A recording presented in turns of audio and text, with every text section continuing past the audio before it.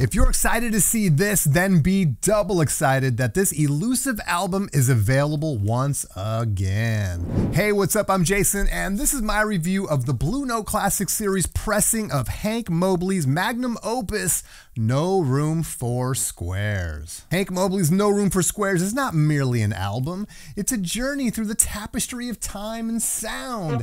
And, huh? Oh, yeah. Hold on, before I tell you how amazing this record is, I need to listen to it first. Let's pop this thing in the oven.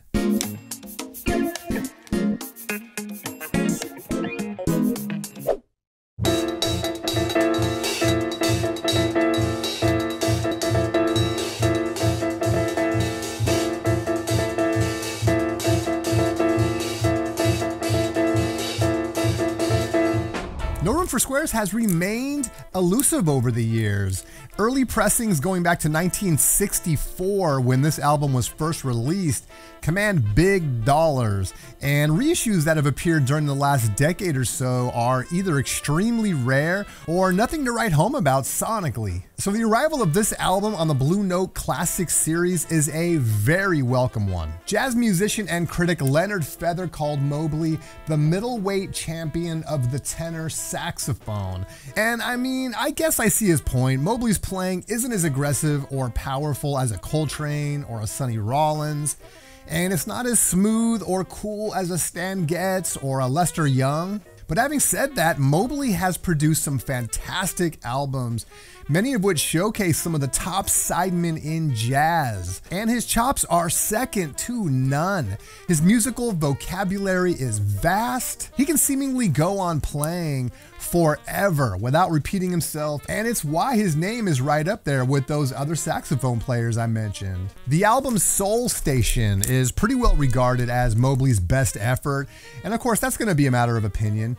With Soul Station, we get one of the best jazz drummers of all time in Art Blakey, Wynton Kelly on piano, Paul Chambers on bass. Both Kelly and Chambers, you'll remember, appeared on Miles Davis's seminal work, Kind of Blue. So just a stacked lineup, and the proof is in the pudding. This is a killer album. On No Room for Squares, we get another stacked lineup, but the personnel is even more eclectic than on Soul Station. There's really two lineups here. One which includes Lee Morgan on trumpet, Andrew Hill on piano, and John Orr on bass. And the other includes Donald Byrd on trumpet, Herbie Hancock on piano, and Butch Warren on bass. And the second lineup appears on just 2 tracks. All tunes include Mobley, of course, and Philly Joe Jones on drums. The bass players John Orr and Butch Warren were both, at one time or another, part of the Thelonious Monk Quartet. Again, this album is just stacked with killer musicians. These tunes swing and include some of Mobley's most inspired playing.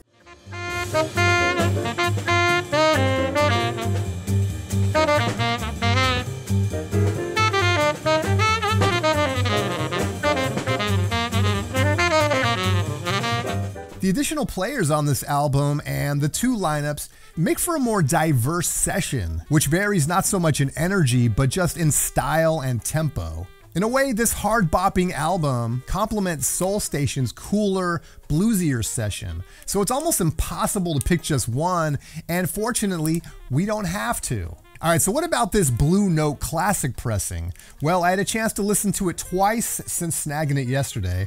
Let's go down the list, and I'll try to be as detailed as possible. First off, this is a stereo pressing. No Room for Squares was originally released in both stereo and mono, but it was mixed in stereo.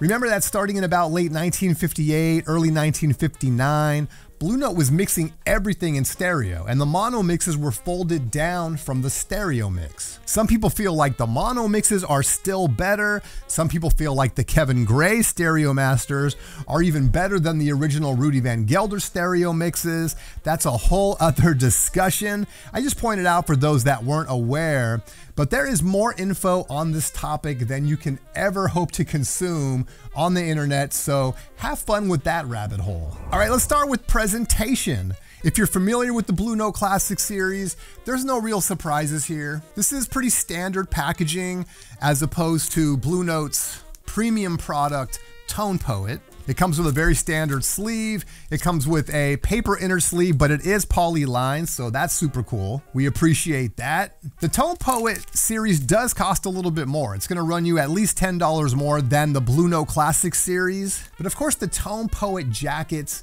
typically come in high quality gatefold sleeves with session photos, which these do not include, but these are still very nice albums. This pressing of No Room for Squares has a very nice presentation.